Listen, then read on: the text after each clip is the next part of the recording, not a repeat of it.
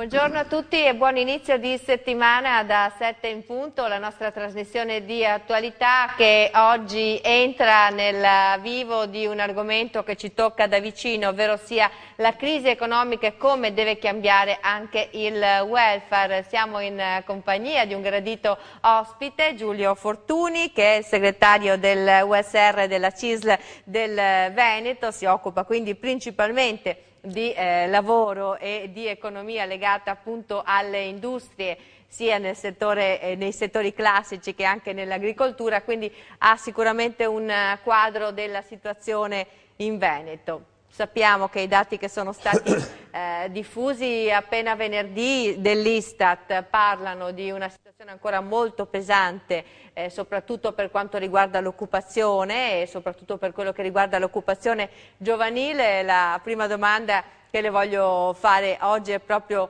questa. Attualmente com'è la situazione? Abbiamo visto qualche timidissimo segnale sui dati del PIL nazionale in Veneto? In Veneto, intanto buonasera a tutti. Buongiorno. Buongiorno a tutti. Veneto sostanzialmente segue a ruota diciamo, da anni, ormai negli anni della crisi il Veneto sostanzialmente ha sofferto tanto quanto a livello nazionale. Il dato del Veneto unico positivo è che c'è per davvero una buona tenuta dell'export, e questo già dice da qual è la parte dalla quale noi sostanzialmente rinnoviamo la locomotiva veneta, è quella di ripartire dalle aziende che hanno fatto innovazione, che si sono internazionalizzate e che sono riuscite a mantenere l'occupazione, non senza sacrifici qualche volta, ma da lì forse bisognerà trarre appunto l'esempio per rinnovare il parco aziende, le produzioni, le attività e rilanciare l'occupazione. Ecco, è più facile a dirsi che a farsi ovviamente, perché parliamo di aziende, di lavoratori, di famiglie, di imprenditori che magari per tutta la vita sono stati abituati a lavorare in un certo modo e a produrre secondo certi sistemi, e in questo momento in cui appunto cambia un po' il mercato economico anche del Veneto, riconvertire non è semplice. Non è semplice, però devo dire che sarà più facile farlo se l'intera società e le rappresentanze dentro a questa società, delle categorie produttive, il sindacato, le amministrazioni, i comuni, che si sono molti dato da fare in questo periodo qua, sarà un successo se riusciremo assieme a mantenere questa coesione, questa capacità di stare assieme che è tipica del Veneto, per rispondere a una crisi che ormai ci attanaglia da 5 anni, e così come abbiamo fatto per sopportare il peso della crisi, dovremo fare per il rilancio che sarà necessario per appunto recuperare dati occupazionali buoni e positivi e anche una capacità produttiva all'altezza della situazione. Ecco, al momento la situazione, per parlare un po' dei dati che riguardano il Veneto, visto che lei si occupa di questa regione, di quante crisi aziendali stiamo parlando più o meno? Già come abbiamo iniziato l'anno contiamo già qualche centinaio di aziende che hanno richiesto di diminuire il personale, di ridurre l'attività, qualcuno si appresta a chiudere l'azienda. Per lo più aziende del manifatturiero, ma anche molte aziende commerciali. Quindi è questo un po' il motivo di preoccupazione ulteriore. Durante tutti questi anni della crisi c'è stata una caduta ai consumi. La gente ha paura e anche chi ha 2 danari li mette in parte pensando che forse è meglio guardarsi un po' attorno se si perde l'occupazione, e questo deprime l'economia, quindi bisogna partire da un rilancio dei consumi interni. Ecco, parliamo sempre di numeri che sembrano un po' freddi, no? Diciamo, sì. Però dietro tutte queste situazioni esistono appunto famiglie intere che in questo momento stanno soffrendo. In Veneto in particolare penso che non sia stato facile tenere un po' anche il conto di quello che sta accadendo, perché sono tante anche le piccole, le microimprese che magari soffrono in silenzio e che magari non entrano nelle statistiche. Sì, ha toccato il punto giusto e per fortuna, ripeto, la società veneta sta rispondendo bene nei suoi vari aspetti associativi soprattutto, perché il coinvolgimento di migliaia, di decine di migliaia di lavoratori ogni anno vuol dire il coinvolgimento delle famiglie. I dati recenti ci portano a fare un raffronto a 7 anni fa, prima della crisi, dove il 5,5% delle famiglie erano sotto la soglia di povertà e adesso siamo al 15%, cioè in 10 famiglie su 100 ulteriori sono date dentro a un dato di povertà, quindi tocca la carne viva ed è un dramma che ogni giorno si risolve anche purtroppo con qualche atto estremo, sì, certo. come sappiamo. Insomma. Ecco, su questo bisogna avere anche la capacità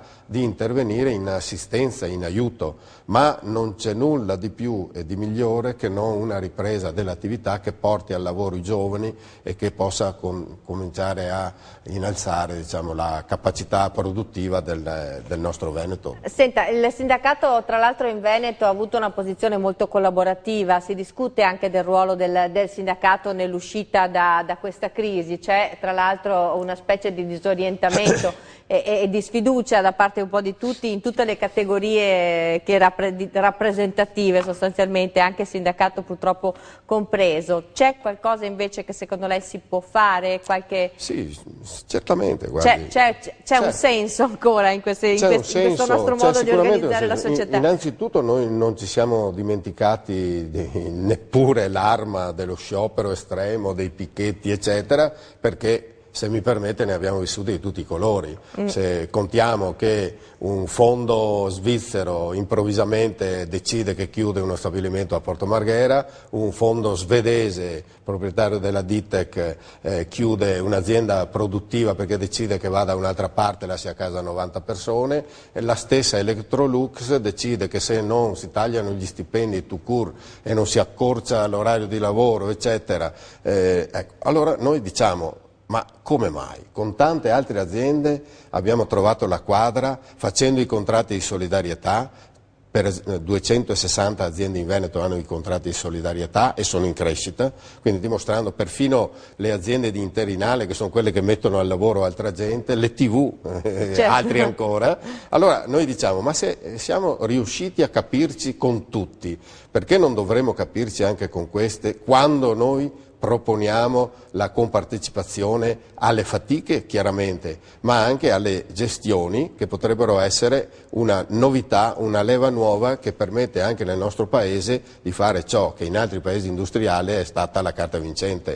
Proprio forse manca la volontà di andare verso una direzione di soluzione, ed è quello che poi alla fine crea anche la maggiore preoccupazione, perché si dice ormai che il nostro paese non è appetibile per queste grandi imprese. Ma spesso le grandi imprese sono venute qua con un intento di rapina, contando sul fatto che c'è una manodopera specializzata, che ci sono scuole di eccellenza che preparano i ragazzi e che diventano tecnici assolutamente indispensabili per le attività innovative all'interno delle aziende, magari utilizzando anche qualche beneficio pubblico, finito l'afflatto si guarda in un altro paese dove magari il beneficio in Serbia o altro è sgravare di tasse totalmente, anzi aiutare, e l'intento di rapina va a buon segno, perché alla fine dicono: beh, ti do 2 soldi e chiudo l'azienda. Questo non è un'azienda responsabile in un territorio responsabile, quindi noi rifiutiamo di lavorare in questa logica si distrugge. Ma come si può combattere questo processo? Perché è difficile andare contro il libero mercato, come tanti hanno detto. Ma questo più che essere, ma noi non abbiamo nulla da dire sul libero mercato. Quando pensiamo che la produttività, prendendo il caso dell'Electrolux, la produttività dello stabilimento di Susegana e pure quello di Porcia è la più alta in assoluto tra quelli dove abitano gli altri 18.000 dipendenti di Electrolux, credo che la risposta sia già in sé, è già qua. Chiaramente il mercato avrà meno prospettive, ma quando qua si è riusciti a produrre in eccellenza e con una produttività altissima, credo che il popolo ha fatto il suo dovere e qualcuno dovrebbe trarne le conseguenze. Dovrebbe invece fare una scelta, che è quello che noi chiediamo, che è quella di lavorare sul settore più alto di gamma e quindi sulle innovazioni che permettono di alimentare una nuova linea, altre nuove linee di prodotto che permettono di esportare e quindi di creare quel benessere che traina in avanti l'azienda. L'alta gamma diciamo che è un po' la linea di tendenza per tutto il Paese, cioè per tutta la nuova industria che nascerà nel nostro Paese. Gli asset del Veneto non possono prescindere dal manifatturiero, pochi altri, sono almeno 4, e va dal turismo di eccellenza, dall'alimentare, dall'agroalimentare di eccellenza, alla piattaforma logistica e sicuramente e per primo il manifatturiero di eccellenza. Molte aziende di innovazione assoluta che sono in questa nostra regione, come pure in Italia, durante la crisi sono cresciute, quindi non si può prescindere, questo è il target su cui si lavora. Ripeto che l'export è stato quello che ha garantito, perché? Perché sappiamo fare innovazione e sappiamo fare belle cose. Il brand delle grandi marche che vanno dalle confezioni ai mobili a altro è stato un altro delle grandi linee che hanno permesso al nostro manifatturiero di eccellere nel mondo. Nessuno vuole altro che quel prodotto in Italia che ha quel nome, che ha quel target, che si è generato dalle grandi passioni degli artisti agli artigiani e poi all'industria di eccellenza. Ed è bello che ci sia un orientamento, almeno la direzione verso cui intraprendere un cammino che ci faccia un po' uscire da questa situazione di crisi. Molto però dipende anche da quello che farà l'Italia, da quello che farà il Paese. Adesso c'è un governo nuovo, tra l'altro salutiamo anche i due sottosegretari veneti, Baretta e Degani, che speriamo possano dare un contributo nella direzione di cambiare le cose positivamente. Il Premier ha detto che in 15 giorni sarà pronto questo Jobs Act, in cui si parla anche di riformare il welfare, di dare una scossa attraverso questi 10 miliardi che non si sa se andranno poi all'IRAP oppure allo sconto dell'IRAP oppure alla diminuzione del cuneo fiscale. Certo. Come la vede lei la situazione, anche parlando di questi temi che sono stati lanciati che, insomma, in uno stagno in cui solo l'articolo 18 ha creato delle discussioni infinite nel nostro Paese? Qui si parla di riformare completamente il sistema degli ammortizzatori sociali e anche il sistema dei contributi alle imprese e ai lavoratori. Ma innanzitutto anch'io saluto e sono contento per lui, ma soprattutto per noi, che Baretta, che è uno che viene dalla CISL, come certo. io, e sa di economia, è uno che si è sempre occupato del mondo del lavoro, ci servirà molto perché... eppure ci servirà un sottosegretario all'ambiente perché il Veneto parla da sé, basta che piova e siamo in crisi. Io credo che... ha anche un bell'ambiente il Veneto. È un bell'ambiente che va tutelato, infatti il turismo di eccellenza dovrebbe raddoppiare le presenze e portare qua lavoro e portare qua tanti danari che in questo momento non siamo ancora riusciti a catturare. Ma io penso che ci sono 3 grossi handicap per le nostre aziende, per il nostro manifatturiero in particolare, perché da questo purtroppo non ci dobbiamo distaccare, altrimenti perdiamo quel pezzo di economia che produce il valore che poi sostiene tutto il resto. L'handicap del credito è un handicap molto grosso. L'handicap del costo dell'energia è un handicap insopportabile, paghiamo il doppio l'energia del resto dei paesi europei ed abbiamo anche un grosso problema, guardi bene, del costo del lavoro, non del salario. Il salario è molto basso. Sappiamo. Il Veneto è al 14° posto in Italia, perfino in Italia, quindi ciò che è finito nella busta paga con una cifra da strabiliante, per chi ce l'ha la busta paga, perché parliamo sempre di quelli che ce l'hanno, che ormai sono una minoranza. Esce sotto con una piccola voce che è il salario netto. Allora, non possiamo più tergiversare, abbiamo la necessità di abbassare il costo perché l'azienda costa tantissimo e di innalzare il salario netto perché altrimenti i consumi si deprimono ulteriormente. Quando i consumi si deprimono saltano immobili da ricambiare, salta la casa da ristrutturare, non si fa la nuova costruzione, si rabbreccia su quello che c'è e quindi salta un pezzo intero di economia, oltre ai consumi che si sono ristretti dell'1,5% anche sugli alimentari. Quindi secondo lei come dovrebbero, intanto dove li troveranno questi 10 miliardi secondo lei, e secondo lei come dovrebbero essere spesi? Io credo che vada innanzitutto trovato una strategia di coinvolgimento di tutte le forze e anche di tutte le forze politiche. Una diciamo così, delle differenze grosse che ha avuto la Germania rispetto all'Italia è che si fa ormai dal terzo anno in fila, il terzo governo in fila, un governo di coalizione, ognuno va alle elezioni con le proprie forze, assume una rappresentanza di un certo peso, poi ci si mette assieme. Quindi la coesione nazionale, il fatto di lavorare assieme, che è molto importante per riuscire ad avere lo stesso scopo. No? Io provo a fare una roba, tu mi tiri addosso le cannonate. Non sembra tanto così, comunque dal clima che c'è. È il clima che noi dovremmo coltivare. Innanzitutto si devono trovare le risorse ripartendo, come hanno fatto in altri paesi, dalla scuola, dall'università, dalla ricerca, e ci vogliono decine e decine di miliardi che vanno per primi presi da quella voragine ancora molto profonda dell'evasione fiscale. Il taglio della spesa assieme al recupero dell'evasione fiscale può fare di questo Paese il primo Paese in Europa.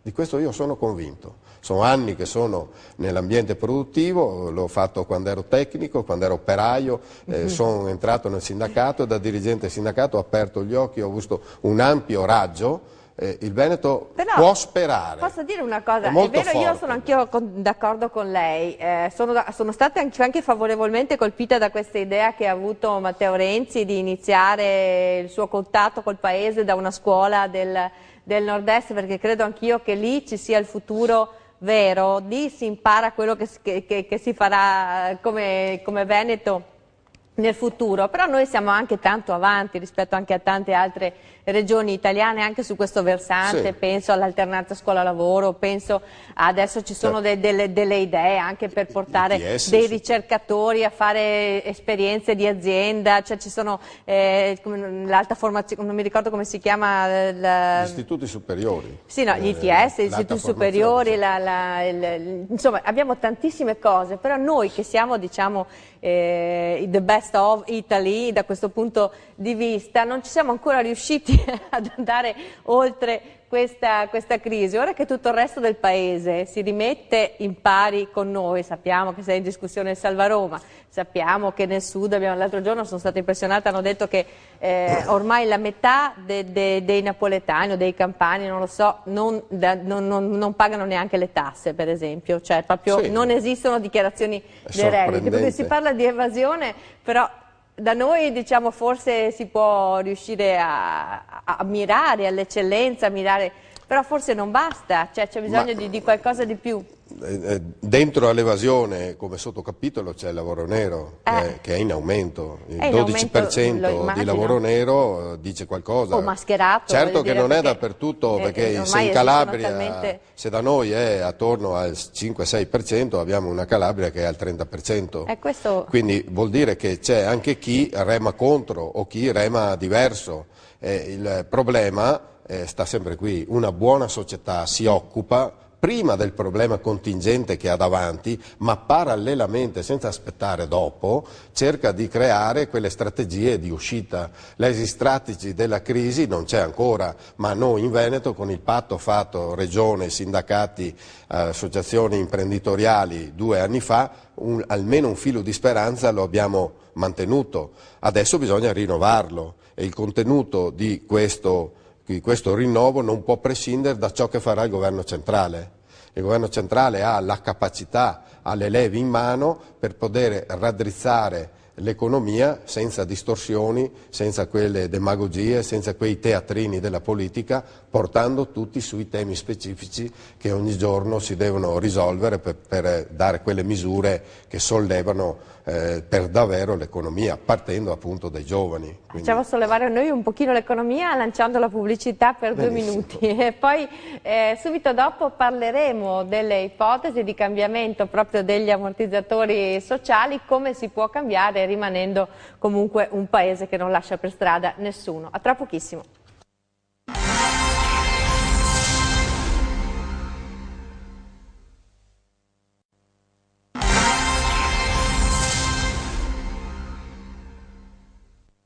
Eccoci ancora insieme questa mattina con Giulio Fortuni che si occupa di lavoro e di imprese per la CISL del Veneto e con lui stiamo affrontando un ragionamento non soltanto sui numeri di questa crisi in Veneto ma soprattutto sulle strategie che per fortuna hanno visto coinvolto anche il sindacato per gestire una situazione che da tempo sicuramente non si affrontava qui in Veneto, anche se diciamo che eravamo una regione abbastanza povera fino agli anni 50, però dopo insomma ci siamo dati da fare, siamo diventati il miracolo del nord-est. Nonostante questo stiamo attraversando con gli strumenti che abbiamo a disposizione questo momento difficile. Uno degli strumenti che è stato utilizzato è proprio quello dei contratti di solidarietà. Ha funzionato in Veneto? Ha funzionato direi benissimo, non è bravura del sindacato.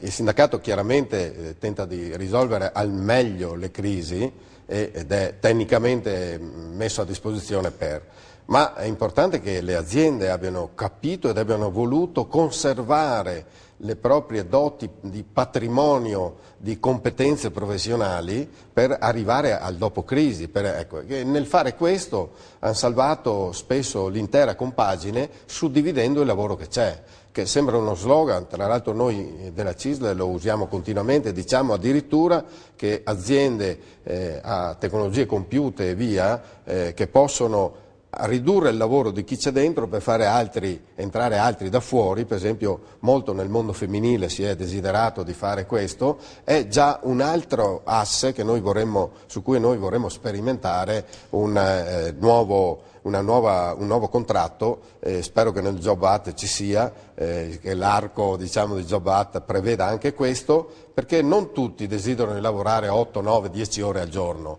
molti gli bastano le 5 ore, si accudisce meglio agli affari di famiglia, ai figli che sono la nostra prospettiva del futuro. Il Veneto su 1100 crisi già finite l'anno scorso, sulle 1500 iniziate, ha risolto con 1/3 con i contratti di solidarietà, quindi vuol dire pesare meno sulla società. Quindi lei ha detto adesso 3 cose importanti, 1500 sono più o meno le crisi aperte. Sì. 1500 anche le crisi chiuse? 1100. 1100, sì. Quindi 400 il saldo negativo che ancora transitano nel prossimo anno e si riparte. E molte di queste ripartite 1/3 con i contratti di solidarietà, che hanno un termine o... Esatto, il contratto di solidarietà... perché il grosso tema diciamo è questo, quando tutte queste cose che abbiamo messo in campo, dalla cassa integrazione in deroga, solidarietà, chi più ne ha più ne mette, ci aiuta anche un dato finiranno, come saremo messi? Intanto ci aiuta anche un dato anagrafico, che è quello che comunque qualcuno poi va in pensione e magari è vero che non si assume, ma quella dotazione di persone all'interno di un'azienda riduce il peso e conseguentemente si riesce a transitare in là. Ma abbiamo avuto anche delle felici soluzioni che a fronte di un contratto di solidarietà che dura normalmente un paio d'anni si è ritornati al lavoro con tutta la compagine a tempo pieno. Abbiamo avuto anche l'incontrario, ed è proprio il caso di Electrolux a Susegana, che finito il contratto di solidarietà si è abbassato l'orario di lavoro, si è rimasti tutti dentro comunque. E quindi è molto positivo perché il terzo attore, che è l'azienda, non è proprio terzo, subisce qualcosa, ha un problema di organizzazione del lavoro, ma vuol dire però che l'insieme è stato positivo ed è anche questo che genera quelle forze che servono per far bene dopo, quando andremo avanti appunto con le attività innovative che porteranno sicuramente fuori dalle secche il Veneto. Sicuramente, ha detto, quindi Sì. già c'è una speranza e un ottimismo innato nelle sue parole. Diciamo una cosa, adesso si discute molto di cambiare questi sistemi di welfare e soprattutto si parla della cassa integrazione da cambiare come modello, perché alla fine non diventa di stimolo all'azienda per uscire dalla crisi, ma rischia di congelare situazioni di crisi per lungo tempo. Come si può riuscire a cambiare questa cosa, soprattutto dove troviamo i soldi per farlo? Ma certo. Perché si parla appunto di è legittimo dirlo. Diciamo intanto che l'entità della cassa integrazione è stata altissima, abbiamo fatto qualcosa come 80 milioni di ore di cassa integrazione, che è l'equivalente di 30.000, 35.000 persone che sono fuori dalla porta, spesso con tutta l'intera giornata e per mesi. Quindi mancano i soldi, lo scorso anno non si è ancora completata, diciamo, il pagamento delle ore, mancano qualcosa come una trentina di milioni per la cassa integrazione e molto di più per la disoccupazione, che si chiama mobilità in deroga, non prendete paura dal termine, vuol dire la disoccupazione. Il tema è come fare a transitare quest'anno. Allora qui c'è un momento congiunturale attuale, dove sindacato, regione, forze imprenditoriali stanno discutendo, ne discuteremo il giorno 11 e dovremo trovare una soluzione abbassando le aree di tutela, quindi probabilmente qualche settore dovrà essere escluso, dovremmo in qualche misura abbassare il periodo che è stato, diciamo così, finora finanziato con la cassa integrazione e questo per creare un ambito di resistenza anche quest'anno. I fondi erano pochi l'anno scorso, quest'anno saranno ancora meno, ma appunto per questo, perché non si può vivere su questa incertezza, è drammatico, perché poi vivi su questa incertezza e il pagamento della cassa integrazione che ti è stata promessa la riceverai quando va bene 4, 5, anche 6 mesi e qualcuno anche di più dopo dell'evento. Ed è veramente improponibile per una famiglia. È anche questo che fa sviluppare il lavoro nero. Quindi bisogna andare a un... C'è qualcuno che si è dimenticato un telefono acceso, non c'è problema, il bello di queste cose qui, insomma. Il bello della diretta. Sì, adesso cerchiamo di spegnerlo. Il dramma appunto di questa situazione è che non avendo queste grandissime incertezze, meglio avere poco ma certo, bisognerà trovare appunto delle risorse e devono venire nuovamente dal lavoro. Quindi la legge Fornero prevedeva una compartecipazione diretta delle imprese e dei lavoratori in un fondo che permetta di pagare delle periodi di sospensione, però all'insegna della responsabilità, in modo che chi anche purtroppo ha anche approfittato, qualcuno c'è stato, potesse avere questa visione. Ma il tutto deve avvenire con cifre ben diverse da quelle che abbiamo sentito finora e quindi dovrà esserci un ammortizzatore universale. Io credo che questo governo si sta orientando per dare qualcosa che assomiglia, a noi fa un po' paura questo reddito di cittadinanza perché parliamo di centinaia, non so se centinaia, ma decine e decine di miliardi.